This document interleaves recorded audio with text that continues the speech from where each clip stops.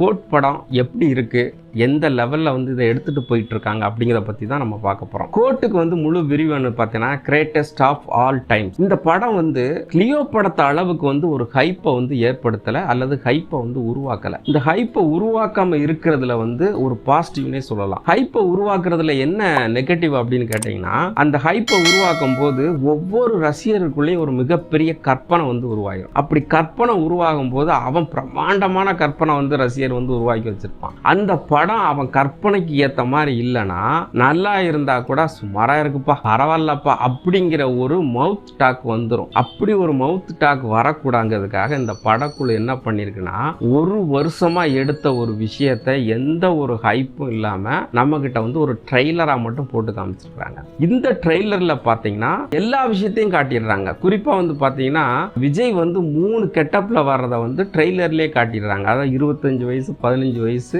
50 வயசு அப்படிங்கிற ஒரு கெட்டப்பை வந்து நம்ம ட்ரெய்லர்லயே காட்டிடுறாங்க. அடுத்து பிரபுதேவா வராரு, பிரசாந்த் வராரு, மோகன் வராரு, சினேகா, லைலா இப்படின்னு சொல்லிட்டு ஒட்டுமொத்த திரையுலகமே உள்ள வர்ற மாதிரியான எல்லாமே ட்ரெய்லர்ல காட்டியிருக்காங்க. இதை தாண்டி வந்து 3 மணி நேரம் வந்து நம்மளை சுவாரஸ்யப்படுத்தணும். இப்போ இந்த 3 மணி நேரம் கதைக்கு என்ன பண்றாங்கன்னா, அதர் ஸ்டார்ஸ் அப்படின்னு சொல்லக்கூடிய எல்லாத்தையும் வந்து உள்வாங்கிக்கிறாங்க. இந்த படம் எப்ப இருந்து வந்துச்சு அப்படின்னு கேட்டீங்கன்னா, கிட்டத்தட்ட வந்து லோகேஷ் கனகராஜ் தான் இதை வந்து அறிமுகப்படுத்துறாருன்னே சொல்லலாம். அவரோட அந்த மாஸ்டர் படத்துல இருந்து தான் விஜய் சேதுபதி இப்படின்னு சொல்லிட்டு ஸ்டார்ஸ் எல்லாம் உள்ள கொண்டு வந்தாங்க. அதே மாதிரி இன்னைக்கு ஒரு ஸ்டார்ஸை வந்து வச்சு கதையை நகர்த்தி கொண்டு போறதுல வந்து 3 மணி நேரம் இருக்க வைக்க முடியாது அப்படிங்கிறதுக்காக இப்ப எல்லா ஸ்டார்ஸும் வச்சிருக்காங்க. இந்த எல்லா ஸ்டார்ஸுக்குமே ஒரு பெரிய முக்கியத்துவம் இருந்தா மட்டும்தான் இந்த படம் எடுபடும். ஆக கதை என்னன்னா உளவு பிரிவு கதை அப்படிங்கிறது எல்லாருக்குமே தெரியற மாதிரி தான் ட்ரெய்லர் இருக்கு.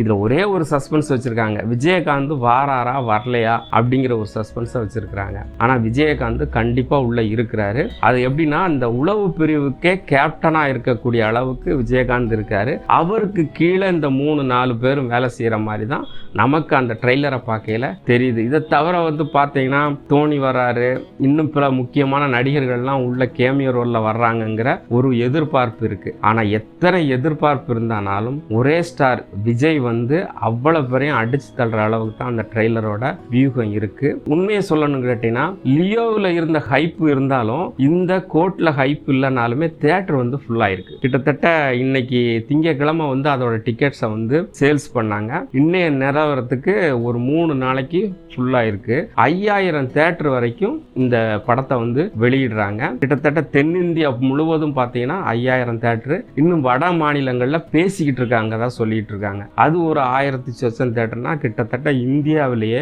6000 சொச்சம் தியேட்டர்ல வந்து இந்த கோட் படத்தை வந்து திரையிடுறாங்க. இது மிகப்பெரிய லாபகரமா படக்குழுவுக்கு அமையும் அப்படிங்கிறது தான். வெங்கட் பிரபு பொறுத்த அளவுக்கு திரைக்கதை வந்து சமீப காலமாகவும் குறிப்பிட்ட ஒரு ஸ்டார் படங்களுக்கு சிறப்பாகவே திரைக்கதை அமைச்சிருக்காரு. அந்த வகையில கோட்டு திரைப்படமும் திரைக்கதையில வந்து பக்காவா இருக்கும். ரசிகர்களை மிகப்பெரிய என்டர்டைன்மெண்ட் பண்ணுங்கிறதுல எந்த மாற்று கருத்து இல்லைங்க தான் நம்மளுடைய கருத்து. இதுவரை கேட்டுக்கொண்டிருந்த மெல்லிடம் தமிழ் நேயர்களுக்கு நன்றி.